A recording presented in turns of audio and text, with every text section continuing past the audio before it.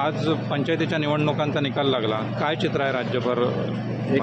एकंदर मोठ्या प्रमाणात आमचे भारतीय जनता पार्टीचे सपोर्टेड पॅनलां जिखून आयिल्लीं आसा, अजुनूय रिजल्ट येवपाचे आसा, पण बहुतेक ठिकाणी बरेचशे भारतीय जनता पार्टीचे कार्यकर्ते निवडून आयिल्ले आसा.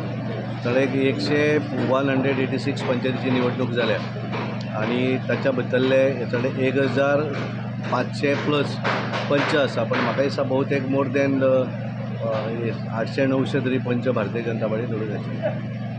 पुढची रणनीती कशी असेल? आज संध्याकाळी त्यांचा आज आमी कितें केलां की सगळे जे पंच, कारण कशें जाता की पावस पडत म्हणून आमी ऑफिस कार्यालयान जागा वेवस्था ना आमची, त्यामुळे सगळ्याच जाणांक आमी मुख्यमंत्र्याच्या हांगा आपयल्या बंगल्याचेर, आणि त्यामुळे आता थोड्या वेळा नंतर हळूहळू एक पंचायत अलॉंग विथ MLA आसत, MLA ते तांकां घेवन किंवा तांचे प्रमुख कार्य हे हांगासर येतले.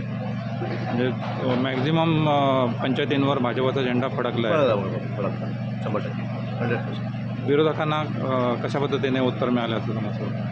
कशें आसा, बेजिकली ही निवडणूक जी आसा ती सिम्बॉल आसा ना ताचेर, आनी त्यामुळे स्थानीक जे उमेदवार आसता त्या उमेदवारांच्या आधाराचेर ते कितपर्यंत लोकां मदीं वयतात तेचेर सगळें ठरता, आनी म्हाका दिसता की मोठ्या प्रमाणात लोकांनी आमच्या उमेदवारांक संधी दिल्ली आसा. मुख्यमंत्र्यांनी स्वयंपूर्ण गोवा म्हणून एक संकल्पना हाती घेतली.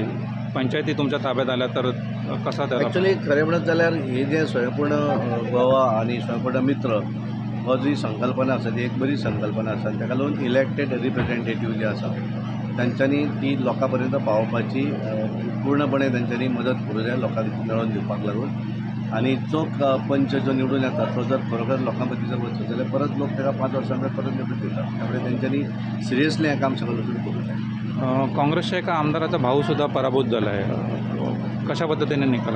कारण एक बरी गोष्ट जाल्या की केपें मतदारसंघा भितर बाबू कवळेकर BJPचे उमेदवार त्या वेळार निवडणूक हारिल्ले, आणि ह्या वेळाचेर चित्र उलट आसा. सगळे ग्रामपंचायती भितर बाबू कवळेकराक भारतीय जनता पार्टी समर्थनान उमेदवार निवडून आयिल्ले आसा, आनी स्वता आमदार एल्टन ताचो भाव सुद्दां निवडणूक हारलेलो आसा.